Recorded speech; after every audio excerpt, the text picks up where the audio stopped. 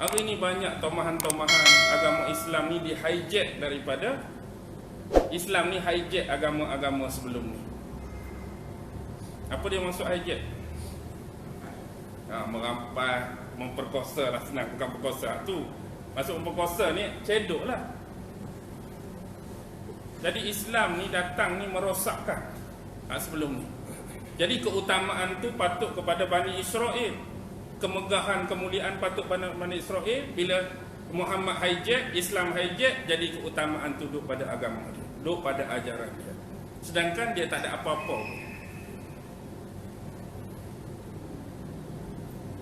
Dulu ada keluar macam ni tak? Mungkin ada sekok dua ekor lah.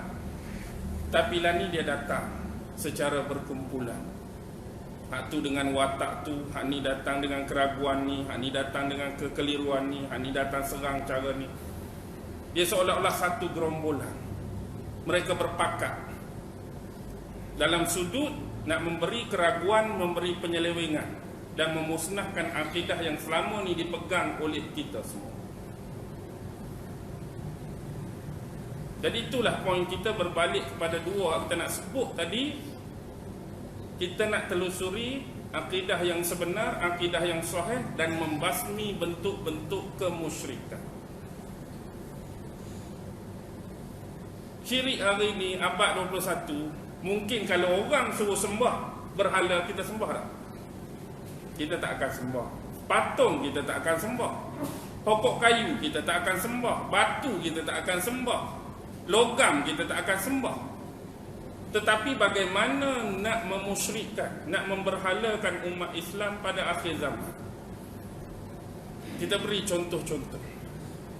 Pertama ialah berhala hukum, berhala perundangan. Yang dulu yang kita patut utamakan, hukuman, syariat dan perundangan datang daripada siapa? Datang daripada Allah, datang daripada hadis-hadis dan sunnah Nabi. Tapi hari ini semua hukuman-hukuman, semua syariat-syariat dan perundangan tadi duduk di mana? Duduk di mana? Hanya duduk di bibir-bibir. Hukum Islam, hukum Islam, hukum hudud, syariat Islam, praktikal dan pelaksanaan duduk di mana?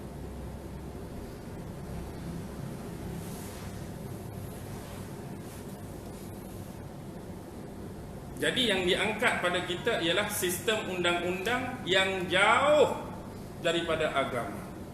Sistem undang-undang yang berbeza dengan apa yang diwahyukan dan difirmankan oleh Allah. Dihidangkan kepada kita satu undang-undang yang jauh didatangkan daripada ajaran Nabi. Dan hari ini kita semua melegalkan undang-undang ini, menerima pakai semua undang-undang ini tanpa rasa bersalah.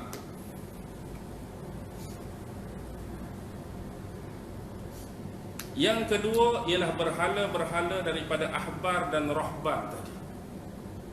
Kalau dulu ulama Yahudi dan ulama Nasrani dianggap berhala sebab bila diminta nasihat agama mereka membelakangkan Taurat, mereka membelakangkan Injil. Mereka lebih guna pakai kalimah, pandangan, pendapat daripada ulama-ulama berbanding ayat-ayat suci dalam kitab.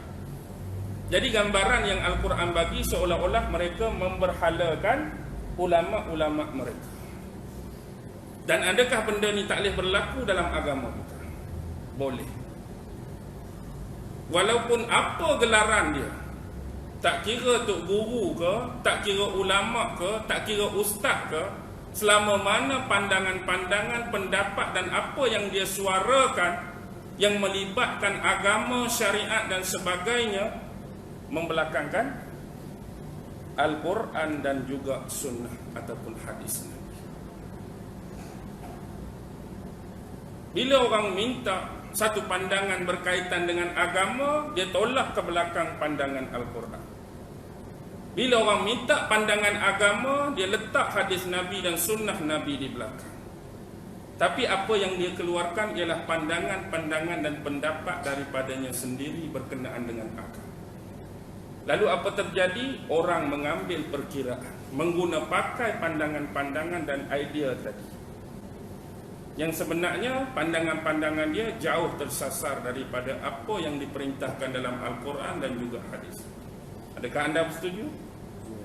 Yes. Secara sinis anda sudah memberhalakan mereka.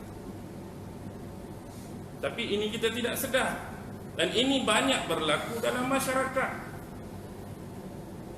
Bukan di sinilah. Kalau Ustaz Sahu selalu sebut di Zimbabwe. Sini tak ada. Yang ketiga, berhala apa agak-agak? Yang ketiga ialah berhala-berhala partai, berhala-berhala parti, berhala-berhala jamaah. Jangan fikir bukan-bukan lagi. Maksud kita bila kita kembali kepada zaman Nabi Muhammad, zaman Nabi Muhammad ada banyak kabilah, ada banyak kaum, ada banyak suku. Bila Nabi pi dakwah pada mereka dengan kebenaran, sebelum mereka nak terima tu, kadang-kadang mereka pergi tanya ketua suku kaum, ketua kabilah dia, Muhammad cerita ni betul ke tak? Boleh terima? Boleh pakai? Bila ketua kabilah dia kata, tak boleh pakai langsung Muhammad ni. Bila ketua jemaah dia kata mengarut Muhammad ni, dia lebih terima pandangan daripada ketua kabilah dia, ketua geng dia, ketua aliran dia, ketua kumpulan dia, dengan membelakangkan Nabi. Hari ini boleh berlaku dah. Pada kumpulan tertentu, pada aliran tertentu, pada jemaah tertentu, boleh. Kadang-kadang apa yang didatangkan agama, mereka singkirkan. Apa yang didatangkan daripada agama, mereka tak ambil peduli. Tapi mereka suka memilih apa? Memilih pandangan-pandangan daripada pemimpin mereka. Mereka suka memilih pandangan daripada ketua mereka. Mereka suka memilih pandangan daripada kabilah mereka. Mereka suka memilih pandangan daripada aliran mereka. Jadi berhati-hatilah. Mungkin benda-benda yang kecil, benda-benda yang terselit ini boleh mendatangkan unsur-unsur kemusyrikan dalam keadaan kita tak sedar. Sebab orang yang paling berhati-hati di akhir zaman ialah, inilah nombor satu, musyrik melibatkan akidah. Fail akidah, habislah. Setakat hukum kita dari sudut kita kata mencuri boleh membatalkan akidah kita tak? Tak. Akidah kita masih selamat, masih okey. Kalau kita berzina membatalkan akidah tak? Tak.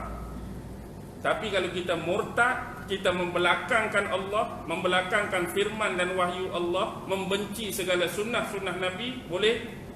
Ya, itu boleh.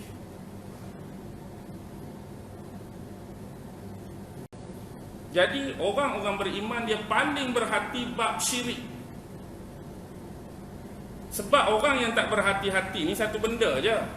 Kadang-kadang betul-betul dia tak buat syirik. Satu lagi, dia tak berasa pun dalam hidup dia ni akan ada syirik-syirik sekecil dan senipis ini. Sebab dia jadi biasa. Apa yang penting, mula-mula dia akan sogokkan kepada kita benda-benda yang bersalahan dengan agama, bersalahan dengan syariat. Kemudian dia nak suruh kesalahan ini dibiasakan dalam masyarakat. Bila dia dah jadi legal, bila dah jadi biasa, apa jadi? Contoh kita kata tak menutup aurat. Mula-mula dulu, apa ni, tak pakai tudung, tak pakai tutup kepala. Tapi bila dah benda ni jadi biasa, apa jadi? Kita tengok, biasa. Tak berasa bersalah langsung. Sebab dia dah jadi dianggap kebiasaan dalam masyarakat. Apatah lagi, setiap benda-benda yang haram di sisi Allah ni dilegalkan atas nama lesen. Sebab ada lesen. Minum arak tu haram, jual arak tu haram, tapi ada lesen, jadi boleh ya. Berjudi haram, main judi haram, tapi bila dilesenkan, jadi boleh ya. Melacur haram, bila dilesenkan rumah-rumah pelacuran, jadi boleh ya. Jadi hari ini dilegalkan atas nama lesen-lesen tadi. Jadi benda-benda yang terlarang Jadi boleh jual, boleh minum, boleh buat, boleh berjudi, boleh tu, boleh ni. Lepas tu dia nak suruh sikit demi sedikit menganggap benda tu biasa. Bila biasa, perasaan nak menghapuskan, perasaan nak mengikis, perasaan nak menyingkir tu tak ada. Bila dah jadi biasa, ada kilang arak di situ, ada orang minum arak, biasa lagu tu lah. Ada orang berjudi situ, ada buka kedai judi baru. Macam mana? Biasa, makin naik. Biasa makin naik. Itulah yang berlaku hari ini. Bila dah jadi biasa, kita nak tunggu hak biasa jadi luar biasa, kau baru nak bertindak.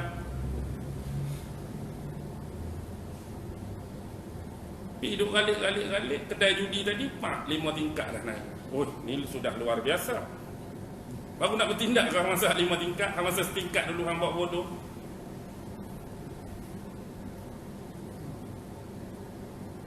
Bila tak ada rasa ni, hilangkan rasa ni habis kan. Sentimen tu tak ada. Hari ni yang jadi puih tu sebab sentimen sayangkan agama tu tak ada dah. Sensitif dengan agama tu tak ada dah. Sensitif dengan ajaran dan syariat tak ada. Maka jadilah puih. Kat dulu tak berani sebab mereka sensitif. Zaman sahabat sensitif, zaman tabi'in sensitif.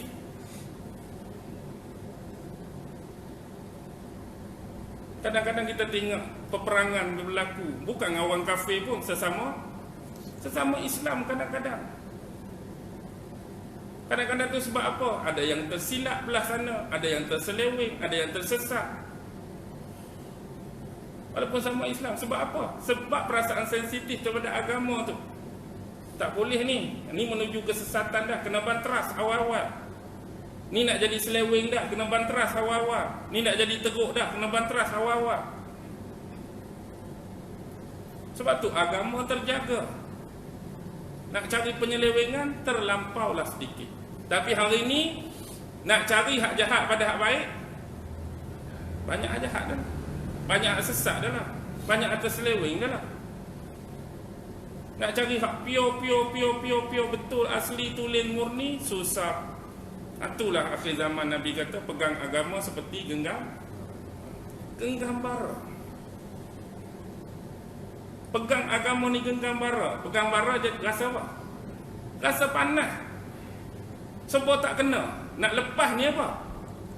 Ni agama ni. Nak lepas agama tapi panas.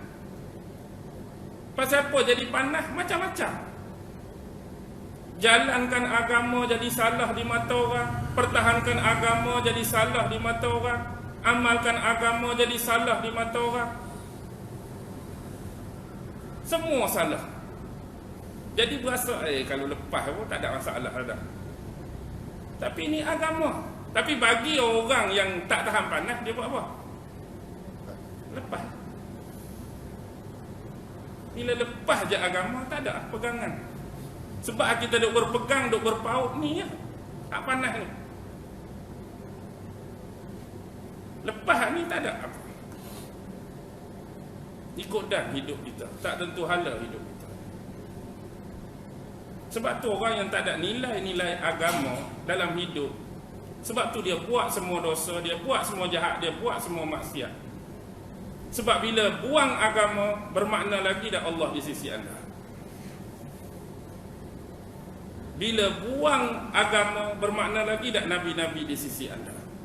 Bila buang agama, bermakna lagi dah perundangan dan syariat di sisi anda. Seolah-olah tak ada nilai apa-apa. Jadi anda terputus hubungan dengan sumber-sumber basic dan asas tadi. Bila putus hubungan dengan itu, memang itulah anda buat. Jadi macam-macam.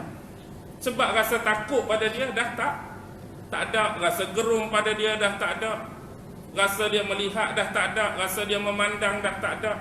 Rasa dia maha menyeksa dah tak ada. Rasa dia maha mengampun pun dah tak ada. Sebab kita putuskan hubungan dengan dia. Jadi kita tak ada apa-apa. Seolah-olah kita free, kita bebas. Inilah orang nak hari ni. Bebas daripada tekanan. bebas daripada dunia luar. Islam ni mengongkong macam-macam. Ni boleh, hak ni tak boleh. Hak ni tak boleh, hak ni boleh. Apa hidup lagu ni? Kita hidup nak semua boleh, bebas. Ni macam Islam, agama nak atur-aturkan hidup kita, memandai-mandai pula. Ni kena semayang, ni kena puasa, tak boleh nak bersama dengan perempuan, tak boleh tu, tak boleh ni. Mengongkong kebebasan kita. Orang yang nak hidup cara bebas, cara free, dia akan melepaskan diri daripada ni. Maka jadilah dia bebas sungguh.